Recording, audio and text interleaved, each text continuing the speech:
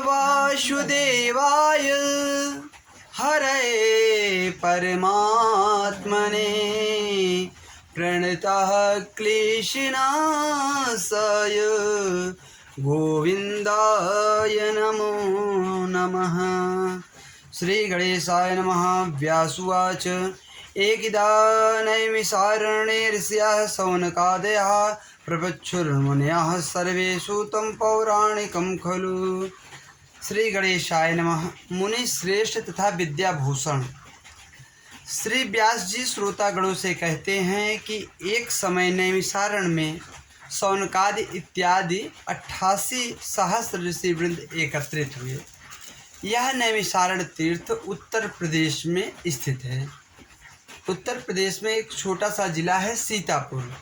वहाँ पर यह पावन तीर्थ नैमिषारण्य है, जहाँ पर ब्रह्मा जी का मानस चक्र जाकर स्थिर हुआ, उसे ही नैमिषारण्य कहते हैं।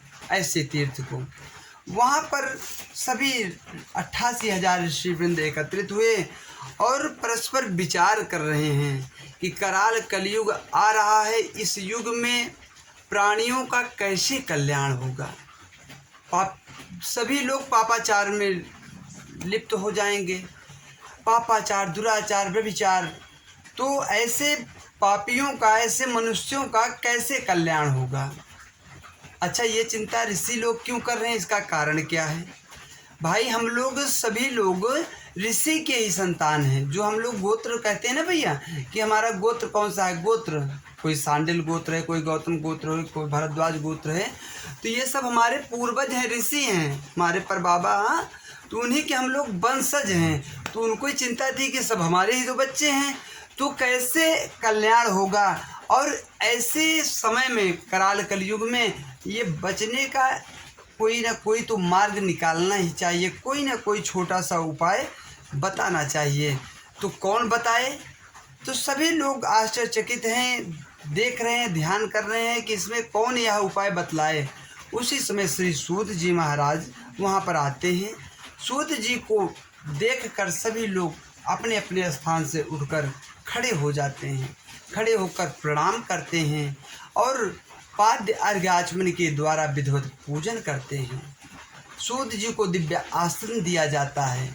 अब जब दिव्य आसन पर विराजमान हो जाते हैं तो शौनकाद ऋषि सभी लोग प्रश्न करते हैं, हे सूत जी महाराज, हम लोग उसी तरह से व्याकुल हैं जैसे राम बिरह सागर महा भरत मगन मन होत, विप्र रूप धरि पवन सुत आयु गयो जिमिपोत।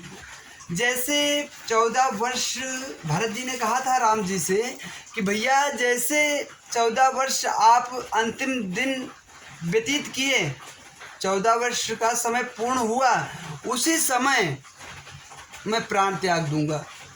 एक घटी भी इंतजार नहीं करूंगा, एक पल भी आपके विरह को मैं नहीं सह पाऊंगा। 14 वर्ष सिर्फ आपके वचन को रखने के लिए मैं 14 वर्ष तक तो रह लूँगा तड़प कर, परंतु 1 मिनट का 14 वर्ष के बाद विरह नहीं सह पाऊंगा। यह बात जब लंकापति रावण का वध करके भगवान राम अपने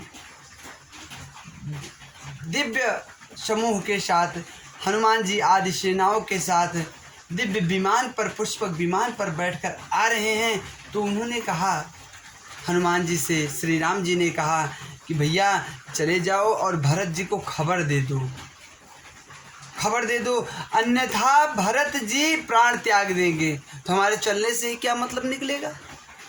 तो आप तत्क्षण में जाओ और जाकर भैया को खबर दो। तो हनुमान जी पहुँचे नंदीग्राम और भरत जी से कहते हैं, प्रणाम किया। विप्र रूप धारण करके हनुमान जी पहुँचते हैं और भरत जी को शुभ समाचार देते हैं। उस समय भरत जी चिता की व्यवस्था में लगे हुए हैं। भैया को आने में विलम्ब हो रहा है, चिता पहले तैयार हो, हम इसी चिता पर बैठकर अपना शरीर त्याग देंगे। भैया, ये है भाई भाई का प्रेम, ये है भाई का प्रेम। अब जब हनुमान जी ने आश्वासन दिया और बतलाया, तब भरत जी से हनुमान जी कहते हैं, भैया ये बताओ कि आपके भाई आएंगे और आप ये तैयारी कर रहे हो। अरे उनके स्वागत की तैयारी करो ना। बोले भैया आ रहे हैं। भरत जी प्रेम से व्याकुल हो रहे हैं और प्रेम में व्याकुल होकर बड़े प्रसन्न हुए, गदगद भाव से पूरे नगर में सूचना दे दिया कि अब तैयारी होनी चाहिए, हमारे भैया आ रहे हैं, आपके राजा रामचंद्र जी आ रहे हैं। क्योंकि जब तक राम जी थे नहीं अयोध्या में तब तक वहाँ पर कोई राजा नहीं था। एक ऐसा युग था, एक ऐसा समय था कि जहाँ पर चरण पादुका राज किया। वहाँ पर किसी राजा की, किसी शत्रु राजा की हिम्मत नहीं पड़ी कि वो आक्रमण कर दे अयोध्या पे। क्योंकि भरत जैसे, शत्रुघ्न जैसे शक्तिशाली वहाँ पर महामंत्री के रूप में विद्यमान हैं। तो इसी प्रकार से आज आपका दर्शन हुआ श्री सूत जी महाराज। हम लोग शोकाकुल में डूब रहे थे, आप आ गए हैं, इसलिए हम लोगों की ये नौका जो भवसागर में डूब रहा है, चिंता में डूब रहा है, इस नौका को पार कर दीजिए, यही विचार कर रहे हैं। बड़े अच्छी बात बतला रहे हैं, बड़ी अच्छी प्रशंसा की है शौनकादि ऋषियों ने। तो कलयुग में कैसे लोग होंगे इसका वर्णन पहले ही कर दिया गया।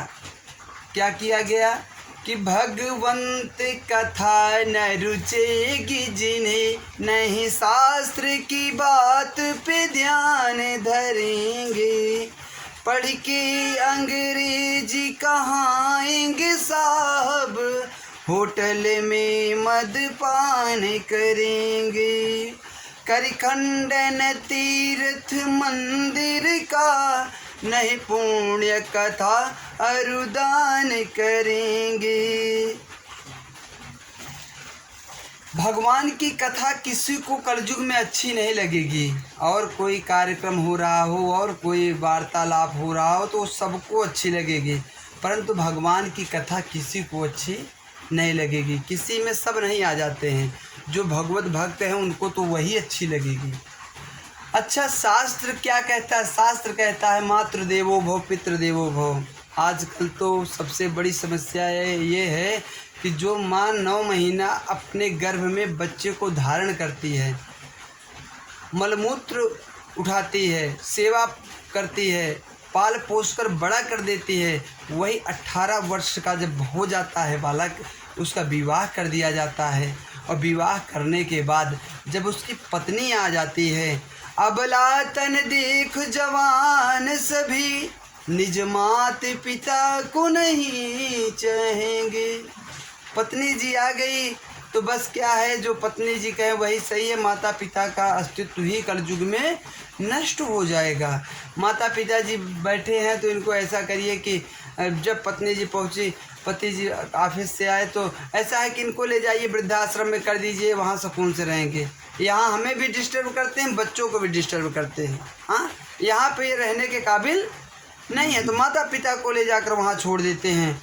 और क्या कहेंगे जानते हैं कि सब झूठ है पूजा विधान और मंत्र, परस्पर सब बात यही कहेंगे, जन भांग धतूर अफीम नशा में, निरंतर वो बिन होश रहेंगे।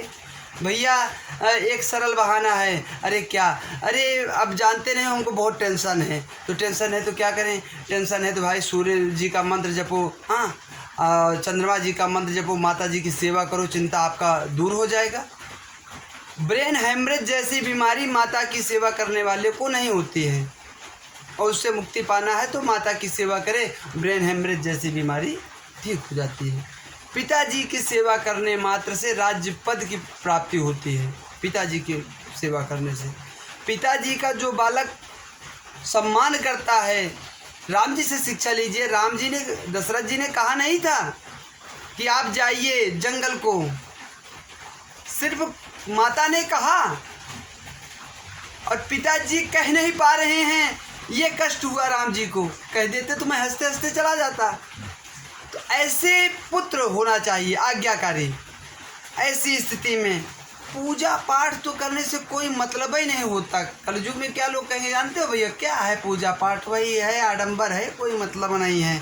सब बेकार है। मंत्र में क्या होता है? कुछ नहीं। आज भी मंत्र में वही शक्ति है, वही पूजा पाठ में शक्ति है। आपके अंदर श्रद्धा होनी चाहिए।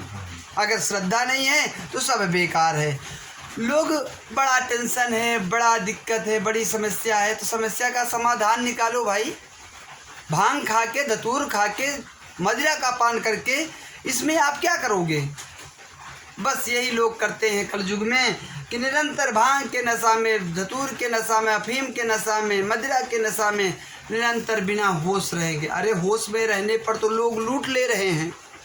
होश में रहने पर तो लोग लूट ले रहे हैं। सामने से नज़र से, आपके नज़र के सामने ही आपका सामान गायब कर दे रहे हैं। और जब आप नशे में बुत रहेंगे तो क्या होगा? जो बची हुई है वो भी चली जाएगी। बिगड़े फिरेंगे बिन पंथ के वो, बिन घाट के चंचल जू बहेंगे।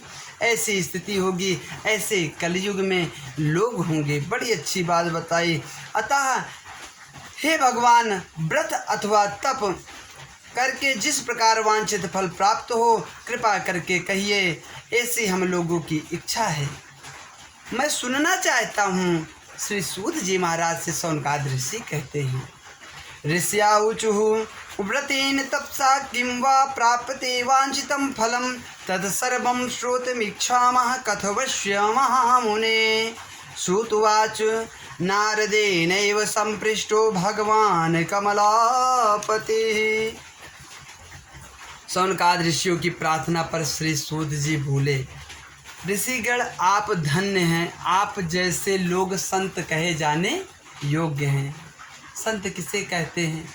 जो दूसरे के कष्ट को देखकर स्वयं दुखी हो जाए और उस कष्ट की निवृत्ति के लिए वो अपना तन मन धन सब समर्पण कर दे, उसे ही संत कहते हैं। अब उन ऋषियों को क्या थे? उस समय कलयुग थोड़ी था। वो चाहते तो कोई उपाय न सोचते, भाई तप करते, ब्रह्मलोक की प्राप्ति करते, वैकुंठ जाते, परंतु नहीं। परोपकार की इच्छा से आज श्री सूत जी से प्रश्न करते हैं, क्या किया जाए? इसके लिए हम आपको बहुत अच्छा उपाय बताते हैं।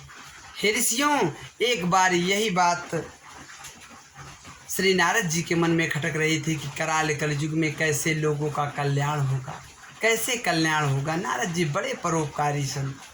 नारद का अर्थ ही यही होता है कि जिसका कल्याण न हो रहा हो, नारद जी के दर्शन मात्र से उसका कल्याण हो जाए। और नारद, जिसका वचन कभी रद्द हो ही ना माने नहीं, रद्द माने बेकार, जिसका वचन कभी खाली जाए ही ना। नारद जी एक बार इस मृत्युलोक पर भ्रमण कर रहे थे, बड़े चिंतित, बड़े उदास लोगों की दशा को देखकर। तो क्या किए? वो पहुँचे भगवान के धाम वैकुंठ को। वैकुंठ पहुँचे, वहाँ पर पहुँचकर देखा भगवान के उस दिव्य स्वरूप को कि भगवान हाथ में शेष की सैया पर विराजमान हैं। माँ लक्ष्मी चरण दबा रही हैं। चतुर्भुज रूप में भगवान हैं। शंख चक्र गदा पद्म धारण किए हुए हैं। नारद जी ने पहुँचकर प्रणाम किया साष्टांग। भगवान का स्वरूप बहुत ही शांत, शांताकारं भुजगशयनं पद्मनाभं सुरेशं, विश्वाधारं गगनसदृशं मेघवर्णं शुभांगं, लक्ष्मीकान्तं कमलनयनं योगभिर्ध्यानगम्यं, वन्दे विष्णुर्भवभयहरं सर्वलोकैकनाथं। नारद जी ने बड़ी दिव्य स्तुति की भगवान नारायण की। भगवान नारायण ने कहा, नारद जी वाह, आज आपका आगमन वैकुंठ धाम, बहुत बढ़िया। क्या कारण है? कोई कारण तो होगा, बिना कारण के कोई कहीं नहीं जाना चाहता। नारद जी ने कहा, प्रभु बड़ी दिव्य बात हुई, अलौकिक दिव्य दृश्य देखा हमने। एक ऐसा दृश्य देखा जिसे मैं देखकर बहुत चिंतित हो गया। क्या देखा नारद जी आपने? हमने देखा प्रभु के कलयुग में कोई किसी का नहीं। मतलबी है दुनिया, मतलबी जमाना, सब मतलब के स्वार्थी हैं। सब लोग मतलब से ही स्वार्थ लाई करें सब प्रीति, सुर नर मुनि सबकी यही रीति।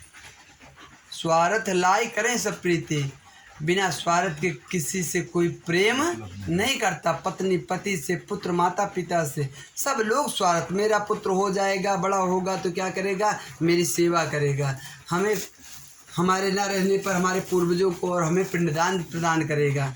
सब स्वार्थ में हैं और प्रभु सब पापाचार दुराचार में व्यस्त हैं। हमने देखा तो कराल कलयुग में लोगों का कल्याण कैसे होगा, ये हमें जानना चाहिए। और वो छोटा सा कोई उपाय बता दीजिए प्रभु, भगवान कृपा करिए। सौनकादि ऋषियों के द्वारा ये कथा हो रही है। सूत जी बतला रहे हैं श्री नारद जी की कथा कि भगवान लक्ष्मी नारायण से ऐसा प्रश्न किए। नारायण ने कहा, भैया नारद जी, परेशान होने की कोई बात नहीं है। युग तो चारों आते जाते रहते हैं। मनुष्य अपने कर्मों का ही फल भोगता है। अच्छा कर्म करता है तो अच्छा फल प्राप्त होता है, और जो बुरा कर्म करता है वो बुरा कर्म प्राप्त करता है। तो फल तो अपने कर्मों का ही प्राप्त होता है। परंतु इस कलयुग में भी एक छोटा सा बड़ा ही उत्तम, बड़ा ही दिव्य व्रत है। नारद जी ने कहा, प्रभु उपाय बता दीजिए। आज कलयुग में अगर एक ग्रह कोई अरिष्ट हो जाए, पंडित जी ज्योतिषी जी बता दें कि आपका सूर्य ग्रह खराब है, चंद्र ग्रह खराब है, मंगल ग्रह खराब है, 9 ग्रह में कोई भी ग्रह खराब है, तो कम से कम एक ग्रह के विषय में आप पूछेंगे तो 7 से 9 से 10 हज़ार का खर्चा बता देंगे। परंतु सत्यनारायण व्रत कथा एक ऐसा है कि इसमें कोई खर्चा नहीं। नारद जी ने कहा, महाराज कब करना चाहिए, कब करना चाहिए सत्यनारायण व्रत कथा, कब करना चाहिए, हमें बतलाइए। तो भगवान ने कहा, यस्मिन कस्मिन दिन, किसी भी दिन कर सकते हो, ये नहीं है कि आज करो कल करो, किसी भी दिन कर सकते हो। इसमें नियम ये है कि आपको दिन भर सुबह से लेकर शाम तक व्रत रहना है। जब शाम के समय अपने परिवारजनों के साथ सब लोग एकत्रित हो जाओ, बढ़िया नहा धोकर परम पवित्र होकर नए वस्त्र धारण करके, जो अपने पास व्यवस्था है उसके अनुसार मंडप छवा कर सब व्यवस्था करके भगवान की कथा करो, भगवान की कथा।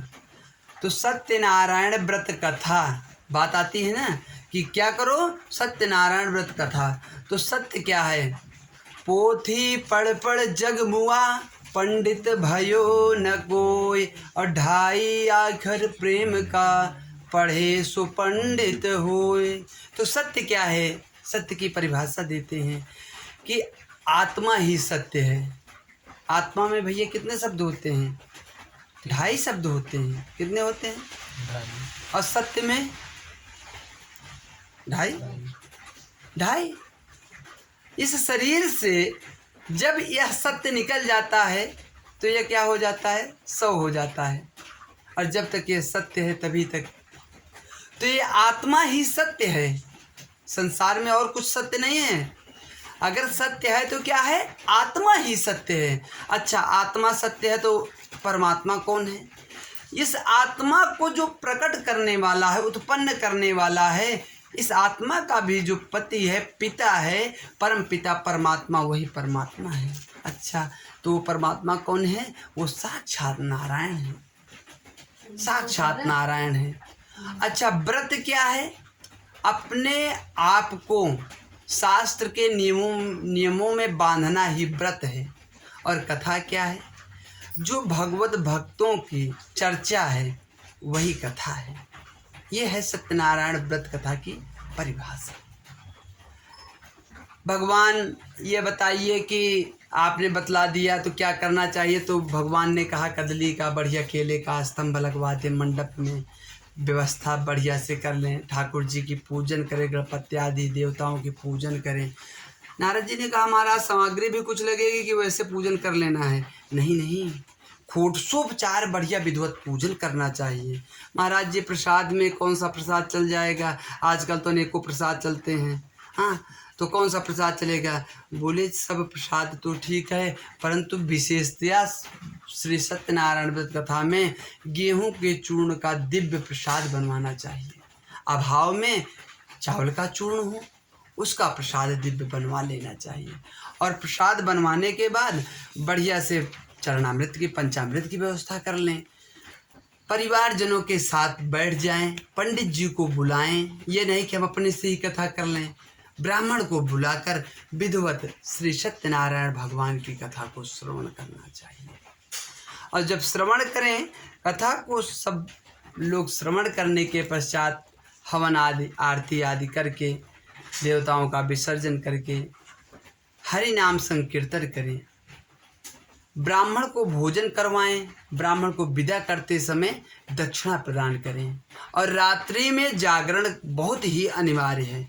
रात्रि में जागरण कैसे करें? अपने परिवारजनों के साथ हरि नाम संकीर्तन करते हुए, भगवान का कीर्तन करते हुए रात्रि में जागरण करें। इस प्रकार से जो श्री सत्यनारायण भगवान का कथा करेगा उसका परम कल्याण होगा। बोले वृंदावन बिहारी लाल की जय। नारद जी ये कथा को आकर श्री सूत जी को सुनाया और सूत जी ने शौनकादि ऋषियों को नैमिषारण्य क्षेत्र में यह परम पवित्र श्री सत्यनारायण व्रत कथा को श्रवण करवाया और उसी से मनुष्य का कल्याण होगा। इस प्रकार से बोलिए वृंदावन बिहारी लाल की जय। सूतवाच अथान्यात्य सत्प्रवक्ष्यामि कृतं येन पुरद्विज काश्चित् काशी पुरे राम्ये सद्विप्रोति निर्धनम्। श्री सूत जी शौनकादि ऋषियों तथा भगवान नारद से व्रत काल विधि और महात्मा कहकर आगे सर्वप्रथम इस सत्यनारायण व्रत को करने वाले के संबंध में कहते हैं कि एक बार की बात है, एक सुंदर काशीपुर में एक निर्धन ब्राह्मण रहते थे। निर्धन माने जिसके पास कोई धन ना हो, कंगाल हो। वो ब्राह्मण जो बहुत ही निर्धन, बड़े दुखी, बड़े असहाय, सुबह से लेकर शाम तक भिक्षाटन करते, परंतु प्रभु की कृपा इतनी भी ना होती कि उनके परिवार का भैया पालन पोषण हो पाता। बड़े दुखी, बड़े उदास रहते। अब क्या करें, चूँकि प्रभु की कृपा है। प्रभु का एक कहना है, प्रभु ने एक वचन कहा है शास्त्रों में कि सब मम प्रिय सब मम उपजाए, सब मम प्रिय सब मम उपजाए, सब ते अधिक मनुज मोहि भाए, तीन महाद्विज द्विज मान रिप धारे, तीन निगम नीति अनुसारी। संसार को उत्पन्न करने वाले कौन भैया? भगवान साक्षात नारायण। और नारायण ने सबको उत्पन्न किया, मनुष्य योनि भी बनाई। उसमें से जो ब्राह्मण है ना भैया, वो भगवान को बहुत प्रिय लगते हैं। क्यों? क्योंकि हमेशा भगवान के सानिध्य में ही ब्राह्मण रहते हैं। ठाकुर जी को देखो, जब देखो पंडित जी अपने लिए टहलते रहते हैं। और उसमें भी, ब्राह्मणों में भी जो नियम शास्त्र के बताए हुए नियमों पर चलते हैं, उनको तो भगवान इतना पसंद करते हैं कि क्या बताएं। और वो जो शास्त्र के नियम का पूर्ण पालन करते हैं ना, वो भगवान को अत्यधिक प्रिय है। भगवान को कौन प्रिय है? ब्राह्मण।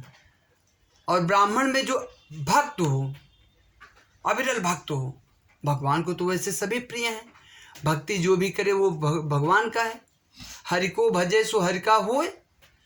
परंतु योनियों में मनुष्य योनि सबसे श्रेष्ठ है और मनुष्यों में सबसे श्रेष्ठ ब्राह्मण। अब ब्राह्मण में वो जो शास्त्र के नियम पर चलते हों, शास्त्र का प्रचार करते हों, धर्म की रक्षा के लिए प्रेरित रहते हों, प्रेरणा देते हों, ऐसे बहुत प्रिय हैं। तो सतानंद महाराज जी को कुछ भैया व्यवस्था नहीं प्राप्त होता, भिक्षाटन करने के लिए जाते। एक दिन माँ लक्ष्मी बैठी थी, भगवान नारायण भी बैठे थे। तो माँ लक्ष्मी ने कहा कि ऐसे ऐसे आपके परम भक्त हैं, आप कहते हो कि हमें ब्राह्मण बड़े प्रिय हैं, तो क्यों इनके ऊपर कृपा नहीं करते? भगवान को लीला करना था, भगवान ब्राह्मण का वेश धारण किए। अक्सर कथाओं में आपको ब्राह्मण का ही वेश धारण करते हुए भगवान दिखाई देंगे, क्योंकि इसमें भैया अच्छे अच्छे देवता भी छिप जाते हैं और अच्छे अच्छे डाकू भी इस चूल्हा में छिप जाते हैं। नहीं छिप जाते। तो भगवान ब्राह्मण का वेश धारण करके आए और सतानंद महाराज जी उधर से जा रहे हैं। बड़ी दिव्य अलौकिक झांकी है। वहाँ पर जब सतानंद महाराज जी से मुलाकात होती है तो भगवान ब्राह्मण रूप धारण किए हुए पूछते हैं, अरे पंडित जी क्यों परेशान होते हो, इतना चिंता करना अच्छी बात नहीं है। पंडित जी ने कहा, संत हो, ब्राह्मण हो, आपको सत सत नमन प्रणाम, परंतु सबसे बड़ा कष्ट अगर भैया होता है तो दरिद्रता होता है। संसार में अगर सबसे बड़ा कष्ट कोई होता है तो वो क्या होता है? दरिद्रता। कोई अपाहिज व्यक्ति हो भैया, उसके पास यश वैभव सब कुछ हो तो उसको ये होता है कि चलिए उस घमंड में वो जी लेगा, परंतु दरिद्रता एक ऐसा होता है कि महाराज अब रहा नहीं जा रहा है, बड़ी स्थिति बेकार है। भगवान ब्राह्मण वेश धारण ब्राह्मण नारायण साक्षात सतानंद महाराज जी से कहते हैं, क्यों परेशान होते हो, इसका भी तो उपाय है। क्या उपाय हमको बतला दीजिए भैया, क्या उपाय है? तो पंडित जी सतानंद जी महाराज को बताते हैं कि श्री सत्यनारायण व्रत कथा श्रवण करो, और हर पूर्णिमा को कथा श्रवण करने से दरिद्र व्यक्ति होगा वो धनवान हो जाएगा, और जो अमावस्या को कथा श्रवण करेगा वो क्या होगा? पितृदोष से मुक्त हो जाएगा, वो भी धन संपत्ति सुखवान हो जाएगा। ऐसे ही महाराज जी आपने उपाय बहुत बढ़िया बतला दिया, परंतु समस्या है। क्या समस्या है? भूखों मर रहे हैं, भोजन की व्यवस्था नहीं होती। अब कोई कथा करना है, व्रत करना है तो उसमें धन लगेगा महाराज। तुलसी जग में दुई बड़ा, एक पैसा एक राम, राम नाम से मुक्ति मिले, पैसा से सब काम। संसार में दो ही बड़े हैं, जिससे भी आप बात करो, वार्ता करो, भैया पैसे की व्यवस्था, वो आपसे पैसा हटने के चक्कर पड़ा रहेगा। पहला पैसा बड़ा, दूसरा राम नाम के जो धुन में रम गया। हाँ, कोई तन दुखी, कोई मन दुखी, कोई धन बिनु राहत उदास, थोड़ा थोड़ा सब दुखी, सुखी राम के दास। जो राम नाम के रस में रंग गया वो उसका तो परम कल्याण हो जाता है, उसे मुक्ति प्राप्त करने में देरी ही नहीं है, वो मुक्त हो जाता है। तो पंडित जी समस्या आपकी क्या है? बोले महाराज जी यही कि इसमें क्या व्यवस्था है, हमारे बस की बात नहीं है। पंडित जी ने कहा ऐसा है सतानंद जी, आप एक काम करिए, आपने सोचा ना हुआ हरि सोचा तत्काल, अब बलि सोचा था स्वर्ग को भेज दिया पाताल। ये आप निष्ठा तो रखिए, हौसलों से उड़ान होती है, हौसला बनाइए तो, नहीं तो बहुत बड़ी आपके पास फ्लाइट है, आप उड़ाना है कि हौसला नहीं है तो वो बेकार है। ऐसा करिए कि आप निष्ठा रखिए, भगवान चाहेंगे तो सब कार्य सिद्ध हो जाएगा। नारायण की माया भैया। भिक्षाटन करके पंडित जी जब अपने घर पे पहुँचे तो रात्रि में भैया निद्रा नहीं आई।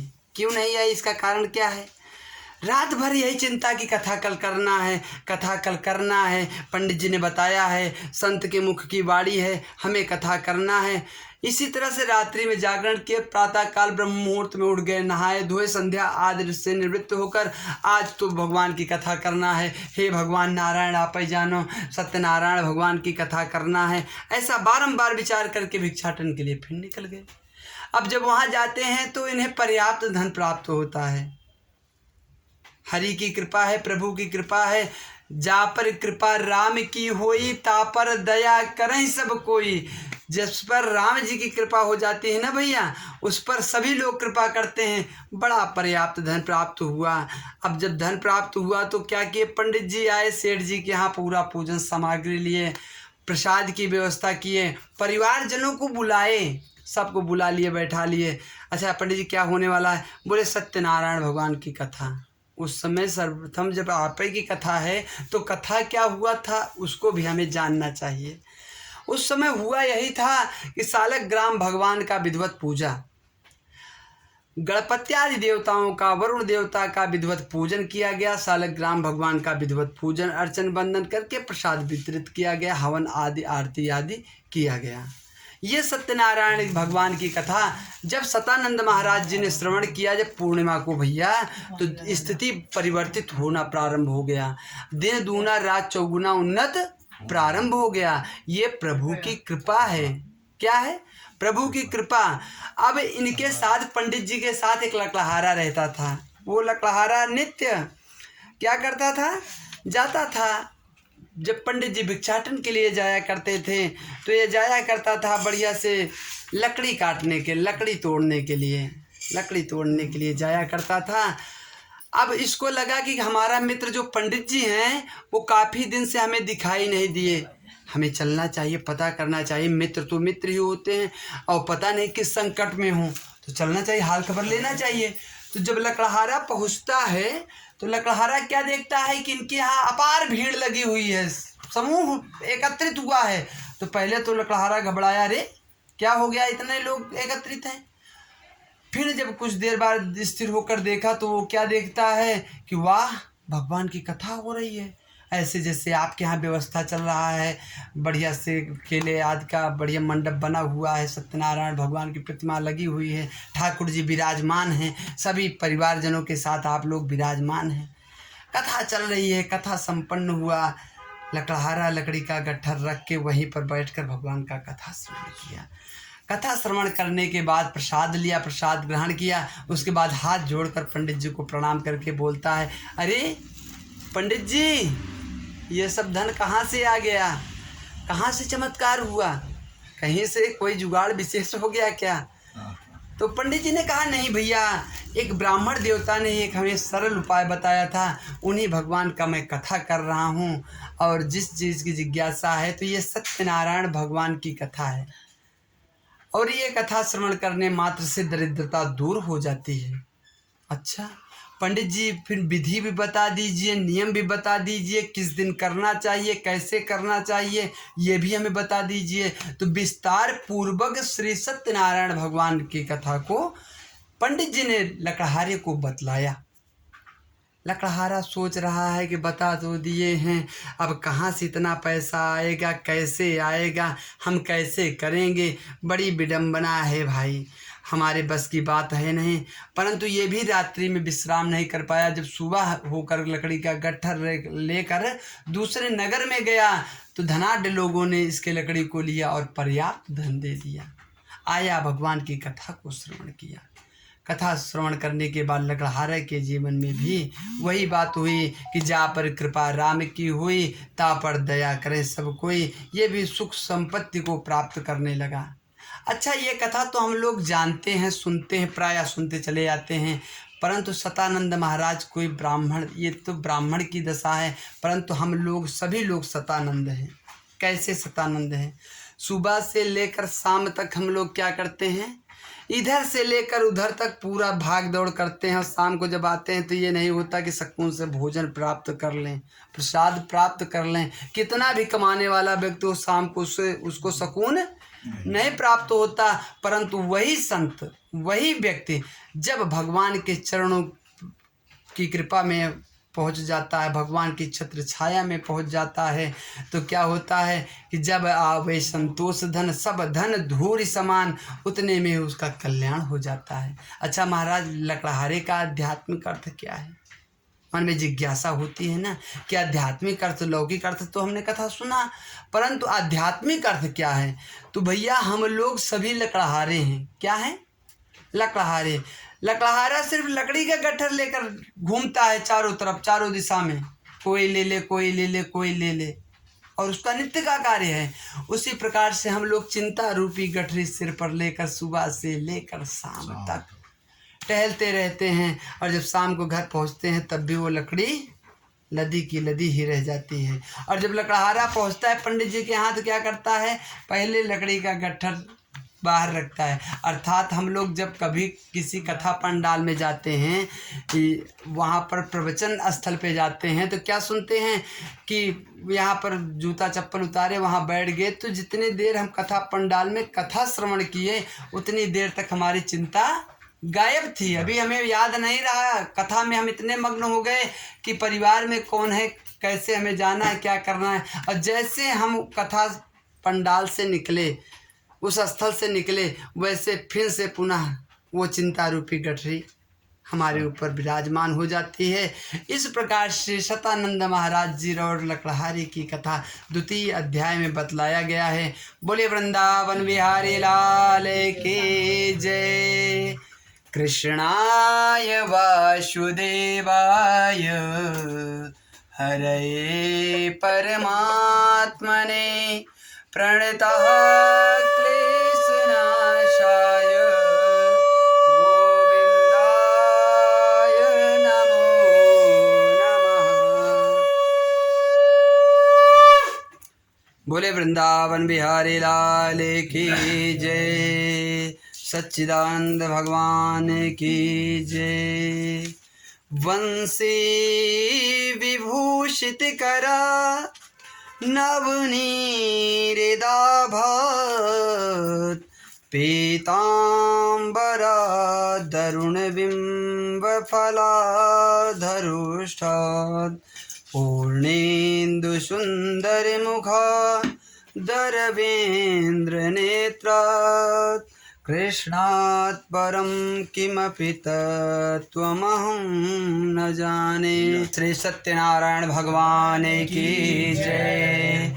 श्रुत्वाच यात्रा तो कृतवान् साधुर्मङ्गलायन पूर्वकां ब्राह्मणेभ्यो धनं दत्त्वा ददातुं नगरं ययो कियद्या दूरगते साधु सत्यनारायण प्रभो जिज्ञासां कृतवान् साधु किमास्ति तव न स्थितं ततो महाजनो मत्यो हेलया चाप्रहस्यवे कथं प्रक्षसि भो दण्डिन मुद्रा नेतुं किमक्षसे।